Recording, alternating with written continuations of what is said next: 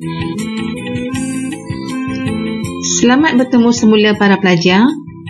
Pada kali ini kita akan membincangkan bab 2 berkaitan dengan kebangkitan nasionalisme. Kita akan membincangkan kebangkitan nasionalisme yang berlaku di Asia, kemudian di Asia Tenggara, dan kemudian kebangkitan nasionalisme yang berlaku di Tanah Melayu, Sarawak dan Sabah.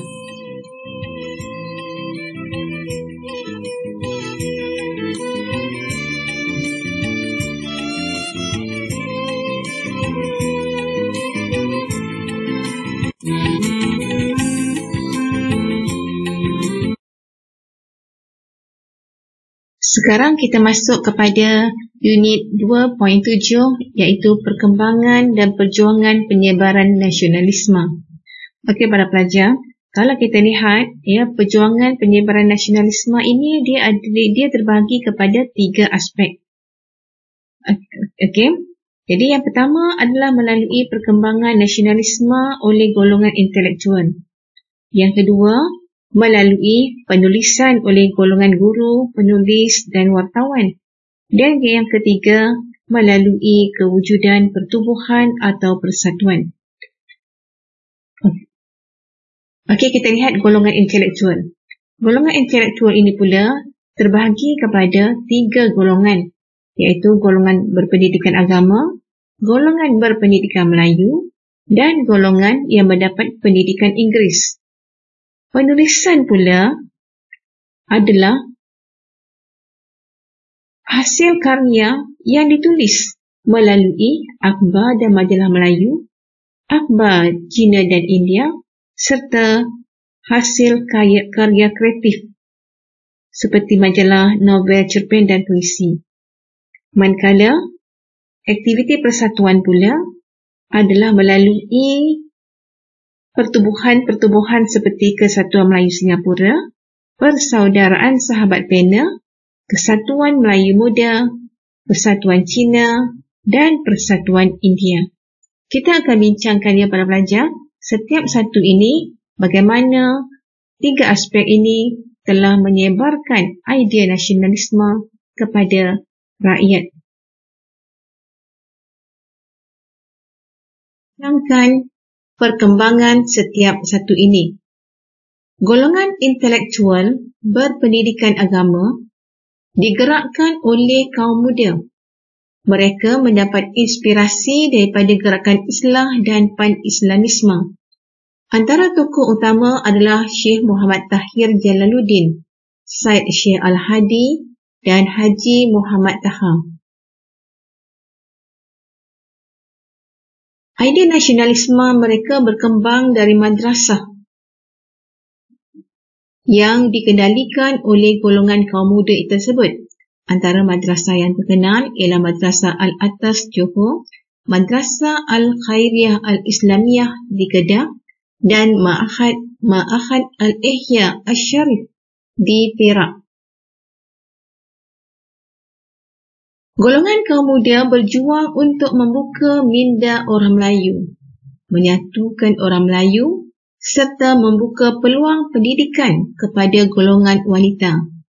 Dan mereka menyalurkan idea dan gagasan mereka melalui akhbar-akhbar seperti Akhbar Al-Imam, Akhbar Al-Iman, Al-Ikhwan, Neraca dan Tunas Melayu.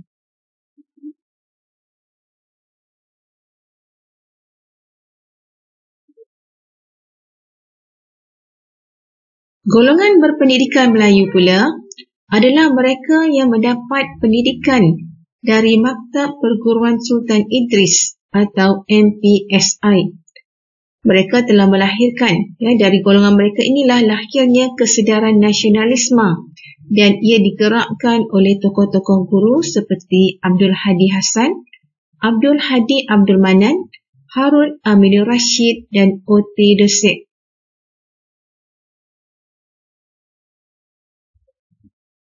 Pejabat karang-mengarang telah wujud di MPSI dan ia diketuai oleh Zakbar. Beliau berjaya menerbitkan bahan berkualiti dan muncul penulis prolifik seperti Buyung Adil Abdul Hadi Hasan. Bacaan-bacaan dari Timur Tengah dan juga dari Indonesia telah dibawa. Mata pelajaran sejarah, anyaman, kesihatan dan sukan telah diajar kepada para pelajar. Dan dari situ lahirlah pertubuhan Ikatan Pemuda Pelajar 1929 dan Ikatan Semenanjung Borneo dan Kesatuan Melayu Muda.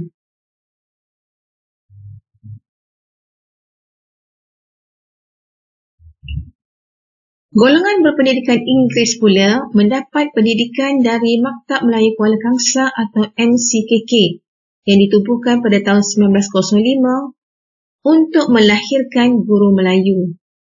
Tujuan mereka melatih anak bangsawan Melayu dan untuk diserap sebagai kaki tangan British. Namun lepasan MCKK ini kemudiannya menjadi pejuang nasionalis. Mereka bersuara, mereka bersuara untuk kebajikan bangsa Melayu. Antara tokoh yang terkenal ialah Raja Chulan, Mahmud Mat, Muhammad Yunus Abdullah dan Raja Uda Raja Muhammad. Amalan dasar berbaik dengan penjajah telah menyebabkan mereka mendesak supaya peluang pekerjaan dibuka kepada bumi putera, dan idea itu disalurkan melalui Akhbar Watan Melaya, Lembaga Melayu dan Utusan Melayu.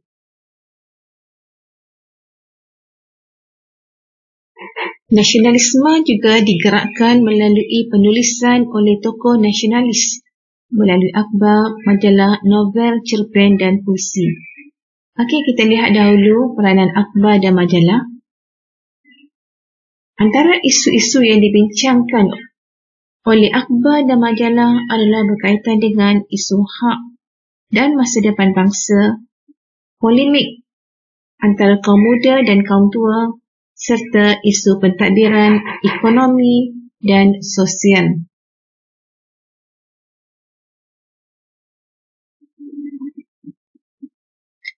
Muhammad Yunus Abdullah telah menerajui beberapa akhbar utama seperti Utusan Melayu dan Lembaga Melayu. Akhbar lain yang diterbitkan adalah seperti Warta Melaya, Warta Jenaka,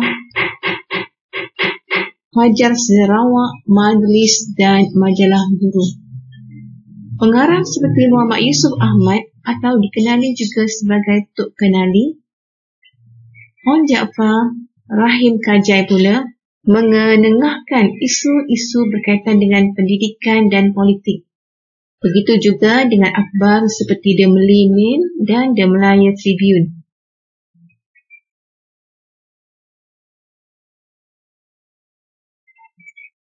Di Sarawak, akhbar seperti Fajar Sarawak ditulis oleh Muhammad Rakawi Anang, Muhammad Daud Abdul Ghani dan Haji Abdul Rahman Kasim. Slogan yang digunakan ialah Fajar telah tersingsing dan bangunlah wahai bangsaku. Jadi melalui akhbar ini mereka menggesa masyarakat supaya bangkit menuju kemajuan.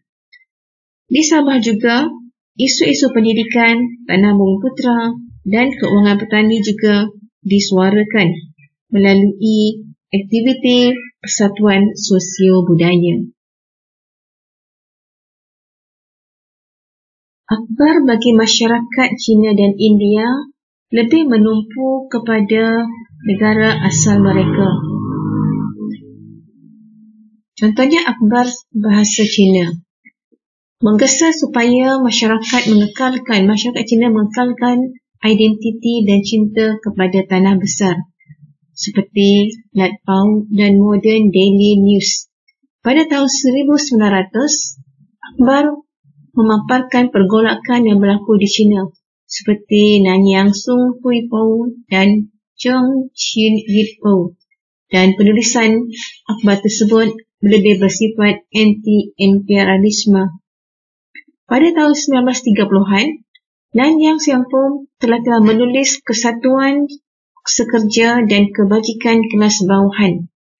Manakala akhbar bahasa Tamil seperti Tamil Nisan, Tamil Murasu, The Indian dan Indian Pioneer memperjuangkan kepentingan kaum India dan melapor situasi yang berlaku di India.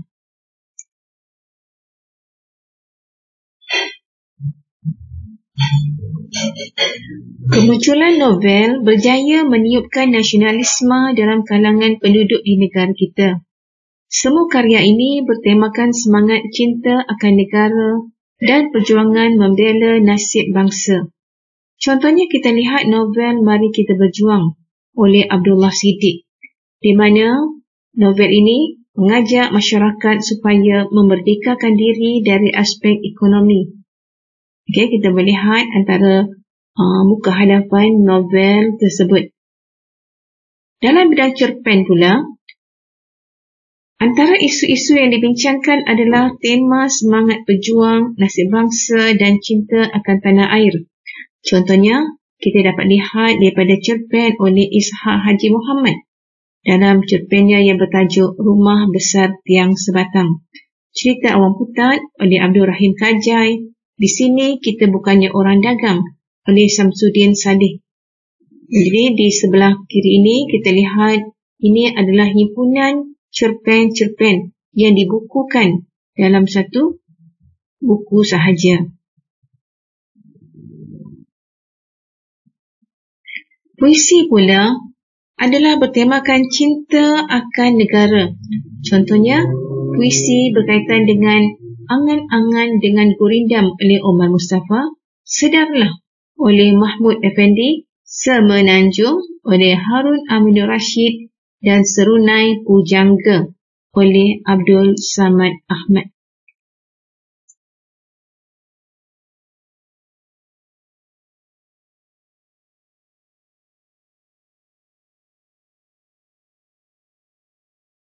Aspek terakhir dalam perkembangan nasionalisme adalah perjuangan persatuan. Perjuangan melalui persatuan memperlihatkan perkembangan yang bersifat sosio-budaya dan kemudiannya berubah kepada aspek politik.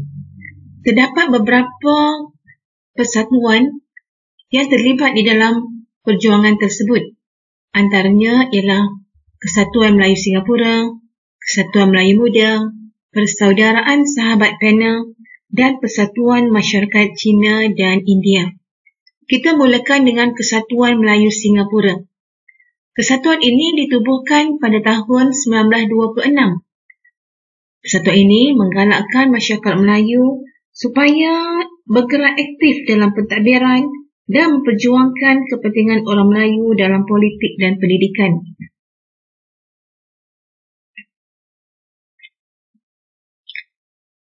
Kejayaan Kesatuan Melayu Singapura ini kemudiannya telah memunculkan persatuan-persatuan Melayu di negeri-negeri lain seperti Persatuan Melayu Pahang, Persatuan Melayu Negeri Sembilan dan Persatuan Melayu Selangor.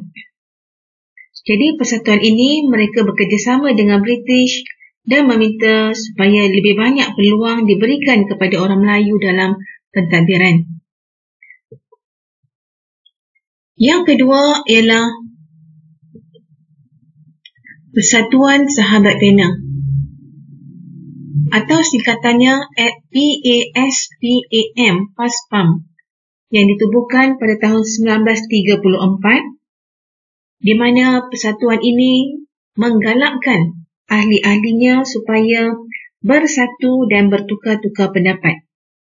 PASPAM telah ditubuhkan pada tahun 1934 di Pulau Pinang dan berjaya menghimpunkan masyarakat Melayu, Brunei, Labuan dan Sarawak melalui kongres yang diadakan pada tahun 1934 hingga 1939. Pengasas PASPAM itu adalah Muhammad Rakawi Yusof di Sarawak.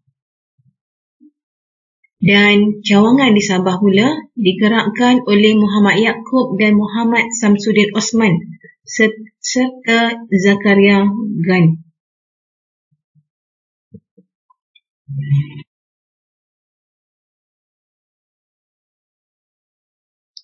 Yang ketiga ialah Kesatuan Melayu Muda. Kesatuan Melayu Muda ini adalah idea yang dicetuskan oleh Ibrahim Haji Yaakob pada bulan Mei 1937.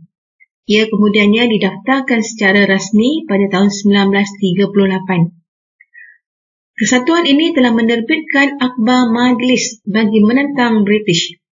Idea yang digunakan ialah Melayu Raya dan melaungkan slogan bangun menjadi bangsa yang punyai tamadun dan kesopanan yang tinggi. Ini menunjukkan bahawa Kesatuan Melayu Muda merupakan perjuangan secara kekerasan untuk menentang British dan akhirnya kesatuan ini telah diharamkan oleh penjajahan British. Kemudian kita lihat Persatuan Masyarakat Cina pula, di mana Persatuan Cina telah ditubuhkan oleh orang-orang Cina peranakan British, di mana mereka menggalakkan masyarakat Cina supaya menguasai pelajaran dan bidang teknikal. Salah seorang pemimpinnya iaitu Tan Cheng Lock telah menubuhkan cawangan Persatuan Orang Cina peranakan British di Melaka, dan persatuan ini menuntut jawatan dalam perkhidmatan kerajaan. Persatuan Masyarakat India pula ditubuhkan untuk menjaga kepentingan kaum India di Tanah Melayu. Awalnya sentiasa mengikuti perkembangan politik India sejak tercetusnya Dahagi dan Satyagraha pimpinan Mahatma Gandhi. Persatuan awal ialah Persatuan India Taiping dan Persatuan India Pulau Pinang. Pada tahun 1927, Persidangan India Semalaya telah diadakan. Dan antara persatuan masyarakat India yang lain adalah seperti Malayan Indian Association yang ditubuhkan oleh G.V. Dever. Dan pada tahun 1936 pula, Central Indian Association of Malaya telah ditubuhkan oleh Dr. A.M. Sose.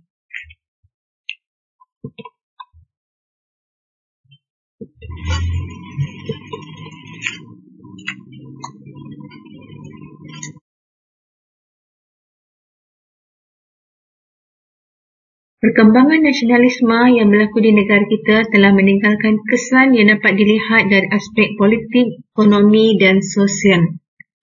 Okey, kita mulakan dari aspek politik. Yang pertama, nasionalisme telah menyebabkan golongan intelektual berpendidikan Inggeris telah menggesa kerajaan supaya meningkatkan peluang pekerjaan kepada masyarakat Melayu. Dan ini telah dapat dilihat apabila 7 orang angkatan kerajaan orang Melayu telah meningkat kepada 20 orang pada tahun 1937.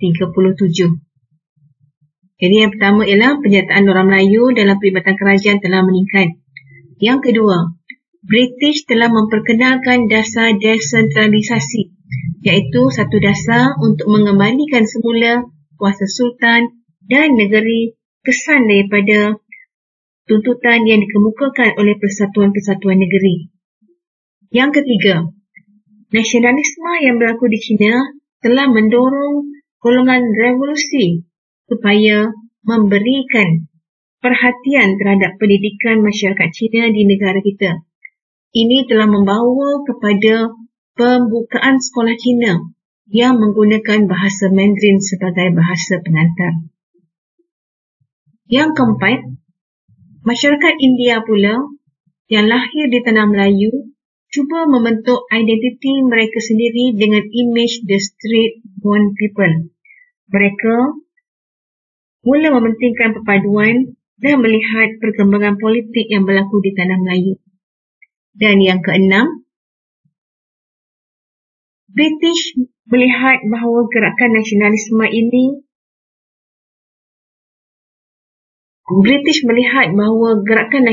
ini mula mengancam kedudukan mereka. Maka mereka mula menggunakan kekerasan dan beberapa sekatan untuk mengatasi gerakan tersebut. Akibatnya, tokoh-tokoh nasionalisme seperti Ibrahim Haji Yaakob, Ishaq Haji Muhammad dan Ahmad Mustamam telah ditangkap pada tahun 1941 Namun kedatangan Jepun telah membebaskan mereka daripada penjara. Dalam bidang ekonomi pula, kaum muda telah menggesa supaya pembangunan ekonomi dan pendidikan orang-orang Melayu ditingkatkan dengan menggalakkan supaya mereka berniaga. Hasilnya, tertubuhlah Persatuan Kebajikan bernama Al-Jamiah Al-Khairiyah di Singapura, dan persatuan ini berjaya membangkitkan semangat berniaga dan memberikan informasi tentang kepentingan kemajuan.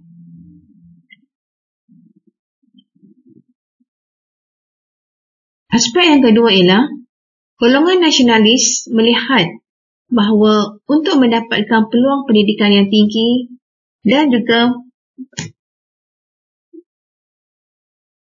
untuk meningkatkan taraf hidup, maka masyarakat Melayu perlu menguasai bahasa Inggeris dan kurikulum bahasa Inggeris.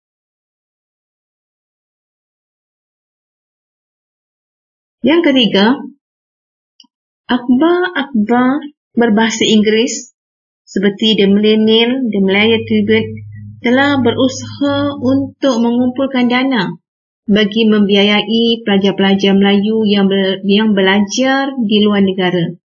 Dan tindakan ini telah disokong oleh Persatuan Guru-Guru Melayu Selangor.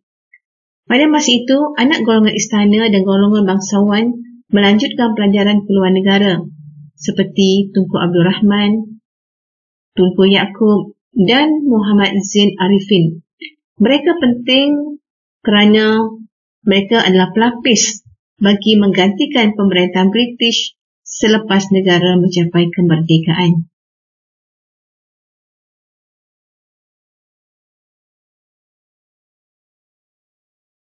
Kesan dari segi sosial dapat dilihat dalam aspek pendidikan, di mana orang-orang Melayu telah mendapat pendidikan awal bermula dari sekolah Melayu, madrasah dan seterusnya pondok agama.